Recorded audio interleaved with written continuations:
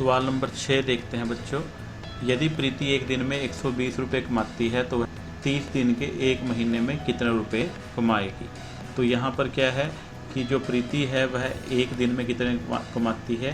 एक दिन में आय है वह है 120 रुपये और हमें बताना है कि वह 30 दिन के एक महीने में कितने रुपए कमाएगी। तो 30 दिन में कमाएगी, हम क्या करेंगे, जो उसकी एक दिन की कमाई है उसको 30 से गुना कर देंगे तो वह एक महीने में इतने रुपए कमाएगी।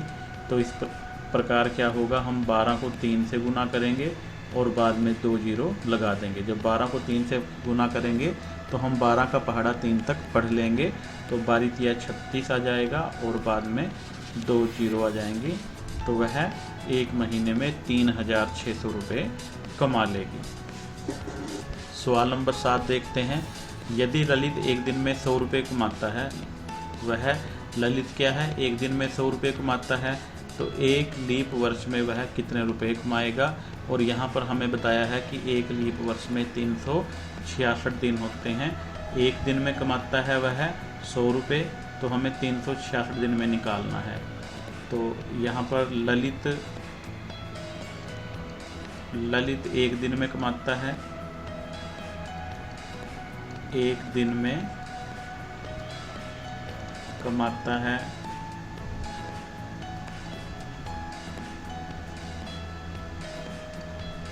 एक दिन में ललित कितने कमाता है भाई, 100 रुपये कमाता है। तो यहाँ पर 100 रुपये लिख देंगे। और लीप वर्ष में, एक लीप वर्ष और या एक लीप वर्ष बराबर होता है 366 दिन में।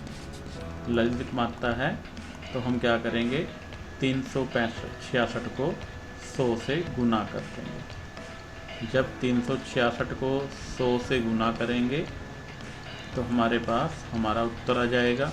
366 को 1 से गुना करेंगे तो वही आएगा और हमारे पास पीछे 2 जीरो हैं तो वह इतने रुपए कमाएगा। इकाई, दहाई, सैकड़ा, हज़ार, 10,000, 36,600 रुपये कमाएगा। सवाल नंबर 8 में निम्न तालिका को पढ़िए। हमें इस तालिका को पढ़ना है। कबाड़ी वाला ये मूल्य सूची है। अखबार है 5 रुपये प्रति किलो और लोहा है 10 रुपये प्रति किलो। कापियाँ हैं 3 रुपये प्रति किलो और प्लास्टिक है 4 रुपये प्रति किलो। तो देखते हैं। सुनील ने अपने घर को साफ किया और कबाड़ निकाला। वह कबाड़ लेकर बाजार में कबाड़ी वाले के पास गया। उसने कापियाँ, अखबार, प्लास्टिक और लोहा प्रत्येक 3 किलो बेचा। हर एक चीज़ कितनी है, 3 किलो। तो इन सब के कबाड़ी वाले ने सुनील को कितने रुपए दिए। तो अगर यहाँ देखें 5 रुपये प्रति किलो अखबार है, उसको 3 से गुना करेंगे तो यहाँ पर आ जाएंगे 15 रुपये। 15 रुपये के उसने अखबार बेचे हैं। कापियाँ 3 रुपये हैं प्रति किलो तो उसने 3 किलो बेचे हैं तो 3 तिया 9 रुपये यहाँ से आ जाएंगे। और इसी प्रकार लोहा है 10 रुपये प्रति किलो। तो जब उसने 3 किलो लोहा यहाँ से बेचा है तो यहाँ पर आ जाएंगे 30 रुपये। और इसी प्रकार उसने प्लास्टिक भी कितनी बेची है, 3 किलो और यहाँ से आ जाएगा 3 चौके 12 रुपये आ जाएंगे। तो इन सब को हम आपस में जोड़ लेंगे, वह हमारा उत्तर होगा 15 रुपये जमा 9 रुपये जमा 30 रुपये जमा 12 रुपये। इन सब को आपस में जोड़ लेंगे। 66 रुपये का सामान उसने बेचा है। जब इनको आपस में जोड़ेंगे तो 5, 15 और 9 24, 24 में 30 जोड़ेंगे तो 54 आएगा। 54 में 12 जोड़ेंगे तो 66 रुपये आएगा। यह हमारा सही उत्तर होगा। रानी ने खाने का ठेला खोलने के लिए बैंक से 6,000 रुपये का कर्ज लिया। वह 6 महीने तक हर माह बैंक को 1,060 रुपये चुकाती रही। इस जानकारी के आधार पर बताइए। तो उसने मार्च में कितने दिए, तो हर महीने वह 1,060 रुपये दे रही है। तो उसने मार्च में कितने दिए हैं, 1,060 रुपये। इसी प्रकार अप्रैल में भी वह 1,060 रुपये देगी। क्यों देगी, क्योंकि उसने हर महीने 1,060 रुपये ही चुकाए हैं। तो अगले महीने जब मई की बात आएगी तो तब भी रानी ने बैंक में 1060 रुपये दिए हैं और जून में भी वह 1060 रुपये बैंक में जमा कराएगी। इसी प्रकार जुलाई में 1060 रुपये और यहाँ पर भी ऐसे ही 1060 रुपये आएंगे। तो उसने बैंक को कुल कितनी रकम लौटाई है, इन सबको हम आपस में जोड़ लेंगे। 0 आएगा, 1 2 3 4 5 6, 6 पंजो 30, 3 हासिल आएगा, 3 हासिल को यहाँ जोड़ेंगे तो 3 ही आएगा और 1 2 3 4 5 6, तो 6300 रुपये उसने बैंक को वापस लौटाए हैं। अब हमें ये बताना है कि इसमें ब्याज कितना है। तो ब्याज निकालने के लिए उसने 6000 रुपये लिए थे और उसने 6300 रुपये बैंक को वापस किए हैं।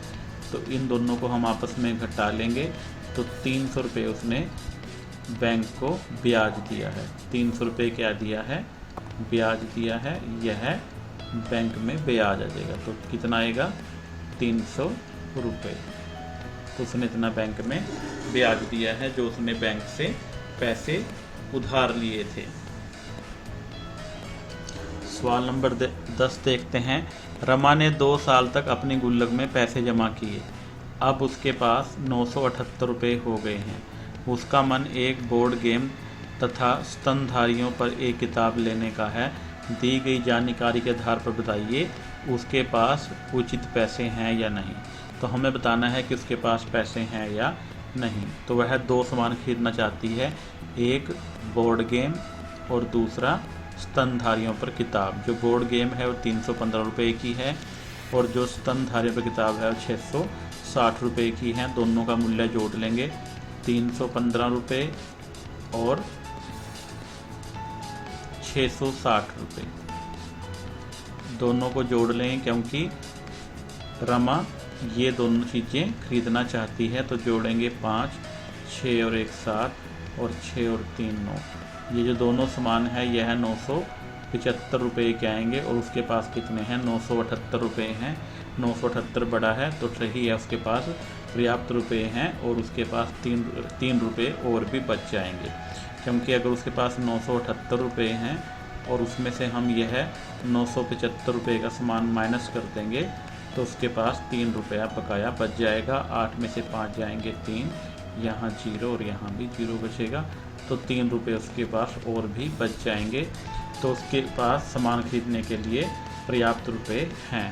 तो यहाँ पर ये उत्तर सही है और इसको हम हाँ में लिख देंगे, हाँ उसके पास कितने रुपये हैं।